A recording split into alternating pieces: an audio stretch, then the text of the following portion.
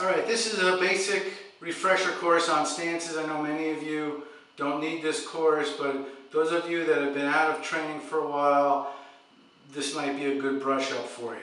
So one of the main things I like to teach when it comes to stances is gripping the floor with your toes. Not like this, but gripping the floor with your toes. Whenever you land, you're gripping. It's like roots are growing out of the soles of your feet into the floor.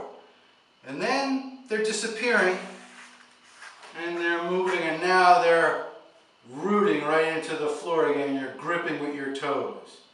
The other aspect to stances is protecting your groin and coming out. Front stance is more like a crescent. You're moving like a crescent. Alright, so let's go over the front stance first. Alright, so from here, we're going to move in, protect your groin, and come out and grip. Bend your front knee so you can barely see your toes. Back leg is straight. Your back foot is pointed up at a little bit of an angle. Not out like this, not straight forward, but more at an angle. And then when you're moving back, you're letting go with this, pushing off, bending your back knee, and now you're rooted again. Back stance, you're going to pivot on the ball of your foot, so your foot is pointing out here towards the right. Then you're going to come in, and your heels are going to match up, and you're going to step out. And then you're going to push your buttocks back so you have 70% of your weight. Some people like 60%, and 40% or 30% of your weight on your front leg. So if you brought your front foot back, it would line up with your back heel. So the heels will line up. Mine are usually over a little bit, but you never want to be inside because your balance is going to be off. But for the most part, this is your back stance. You're coming in and you're about 70-30 or 60-40. One of the main reasons for this, having your weight tucked back here, is in case you need to use your front leg. And when you're moving back, same thing. The other stance I'd like to mention, since we're doing back stance, is cat stance. Very similar to back stance.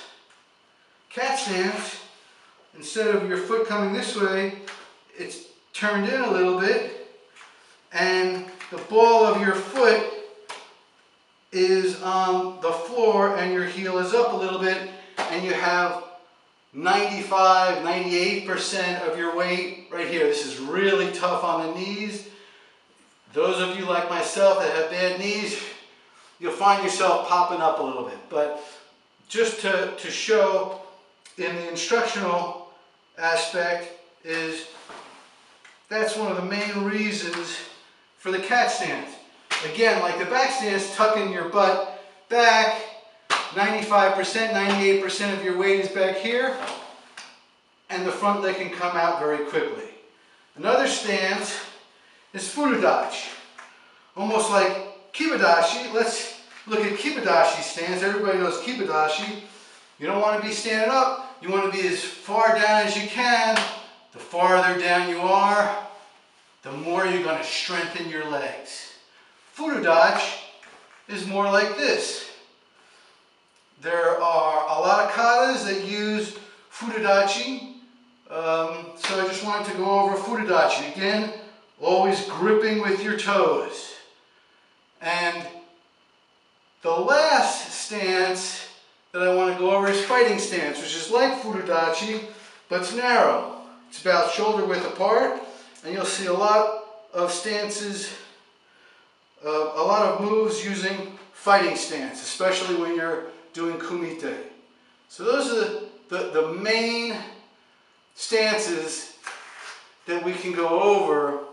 And just remember, grip the floor with your toes, bend your knees, when you're moving.